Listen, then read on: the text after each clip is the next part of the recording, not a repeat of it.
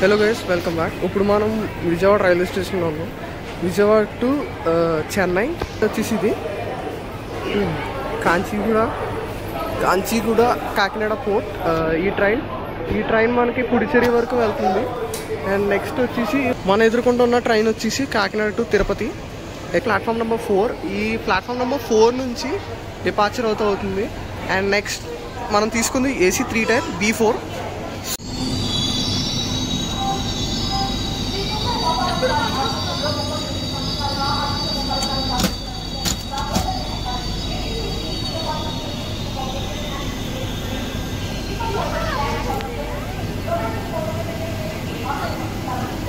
ఇక్కడ నుంచి shift time వచ్చేసి 8:22 అన్నారు. చూద్దాం ఎంత టైంలో డిపార్చర్ చేస్తారో. Hello guys, welcome back. ఇది డే 2. ఇప్పుడు మనం చెన్నై ఎగ్మోర్ స్టేషన్లో ఉన్నాం. ఒక టైం వచ్చేసి అరౌండ్ 5:45 అవుతుంది. ఇప్పుడు ఇంకా హార్ట్ అవుతే రాలేదు. 6 o'clock అవుతే చెన్నై ఎగ్మోర్ స్టేషన్లో స్టాప్ అవుతుంది. చెన్నై ఎగ్మోర్ స్టేషన్ కాక అది అవుతుంది ట్రైన్ వెళ్ళిపోతుంది. So welcome to Chennai railway station. ఇప్పుడు మనం చెన్నై రైల్వే స్టేషన్లో అవుతున్నాం. ఇప్పుడు మనం దిగింది వచ్చేసి ప్లాట్ఫామ్ నెంబర్ 9 నుంచి ఇప్పుడు మనం ఎగ్జిట్కి వెళ్ళాలి. అంటే 11 నుంచి కూడా ఎగ్జిట్ ఉంది. సో ఇది వచ్చేసి ప్లాట్ఫామ్ నెంబర్ 11. ఇక్కడ డైలీ ఎక్స్ప్రెస్ ట్రైన్ అవుతుంది, డైలీ ట్రైన్. సో ఇక్కడ నుంచి మనం పార్కింగ్ స్లాట్ వరకు వెళ్ళి అక్కడ నుంచి ఎగ్జిట్ అవ్వాలి. అండ్ ఇది వచ్చేసి మనకి మెట్రో. సో మెట్రో ఎగ్జిట్ కూడా పైనుంచే ఉందన్నమాట. ఇది A1 పార్కింగ్ మెట్రో ఎగ్జిట్ ఇది. సో 11th గేట్, అంటే మన ట్రైన్ వచ్చేసి 9th గేట్ దగ్గర ఆగింది. 9th గేట్ నుంచి 11th గేట్ దాకా మనం బైపాస్ వస్తే మనం ఇట్లా మెట్రో నుంచి ఆర్ అవతల నుంచి ఎగ్జిట్ అవుతాం. సో ఇది మెట్రో కాకుండా మనం అచ్చడి నుంచి వస్తాం అన్నమాట. అక్కడ వస్తున్నారు కదా. సో ఇక్కడ నుంచి లోకల్ ట్రైన్స్ ఉంటాయి. అండ్ మా ట్రైన్ వచ్చేసి చెన్నై సెంట్రల్ దాకా స్టాప్ అవుతే ఇవ్వలేదు. సో స్టాప్ ఇవ్వకుండా మేము డైరెక్ట్ మళ్ళీ ఇక్కడ నుంచి 1.9 kilometers అవుతుంది చెన్నై ఎగ్మోర్ నుంచి చెన్నై సెంట్రల్కి.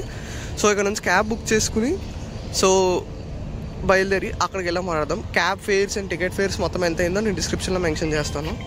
ఇప్పుడు మనం చెన్నై సెంట్రల్ స్టేషన్కి అయితే వస్తాం. చెన్నై సెంట్రల్ స్టేషన్ నుంచి మనం ఈ ప్లాట్ఫామ్స్ వచ్చేసి ప్లాట్ఫామ్స్ అంతా లోకల్ ట్రైన్స్ మాత్రమే. మళ్ళీ ఇక్కడ నుంచి ఇంకొక సబ్ స్టేషన్ ఉంది అక్కడ ఫ్రంట్, అక్కడ రెడ్ కలర్ కనబడుతుంది కదా. ఆ రెడ్ కలర్ దాంట్లో మనకి మెయిన్ ఒక లోకల్ ట్రైన్స్ కాకుండా మిగతా కనెక్టింగ్ ట్రైన్స్ అనేవి అచ్చడి స్టేషన్లో ఆగుతాయి. అండ్ ఇది డిపార్చర్ చేయాలంటే ఓన్లీ 3 ప్లాట్ఫామ్స్ ఉన్నాయి. అక్కడ 15 అది, అండ్ ఇది 14. అక్కడ 15 ఉంది, ఇది 14, అది 13. సో ఇట్లా ప్లాట్ఫామ్స్ అవుతూ ఉన్నాయి. సో మనం నెక్స్ట్ అక్కడికి వెళ్ళి సో లైన్గా ఇక్కడ ఓన్లీ ఇంకా ట్రాక్స్ లేవు, ఇంకా ఇక్కడతో క్లోజ్. ఇక్కడ మీరు చూసారు కదా, ఇక్కడతో క్లోజ్, ఇంకేం ఉండవు. సో మళ్ళీ అక్కడ స్టేషన్కి వెళ్ళాక అక్కడ కలుసుకుందాం. సో ఇప్పుడు అయితే మనం రిమైనింగ్ ప్లాట్ఫామ్స్ ఉన్న ఒక స్టేషన్కి అయితే ఇప్పుడు ఎంటర్ అయ్యామన్నమాట. ఇక్కడ నుంచి మనం కోయంబత్తూర్ వరకు ట్రైన్ అయితే ఎక్కబోతున్నాం. మూవ్ అయిపోయింది మన ట్రైన్ అయితే, స్టార్ట్ అయిపోయింది ఆల్రెడీ. వాటర్ రీఫిల్లింగ్ కూడా option. Oh my god, water. So ఇక్కడ నుంచి మనకు కరెక్ట్ అయ్యే స్టేషన్స్ వచ్చేసి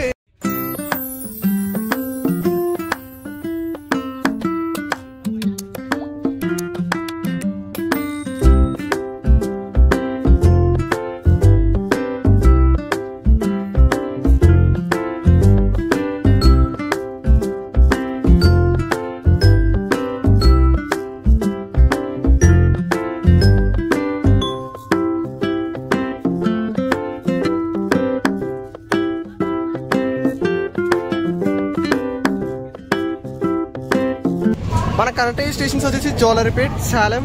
సో ఇంకా అలాగా 2 ఇంటర్మీడియట్ స్టాప్స్ వచ్చిన తర్వాత కోయంబత్తూర్ అయితే రీచ్ అవుతాం మనం. ఇక్కడ నుంచి ఆఫ్టర్ రీచింగ్ ఆఫ్ కోయంబత్తూర్ అక్కడ నుంచి ఇంకో సపరేట్ బ్లాగ్ చేసి అక్కడితో నేను ఎండ్ చేస్తాను. సెకండ్ పార్ట్ 2 బ్లాగ్ కోసం అక్కడ కలుసుకుందాం. మళ్ళీ బాయ్ కాట్పట్ జంక్షన్.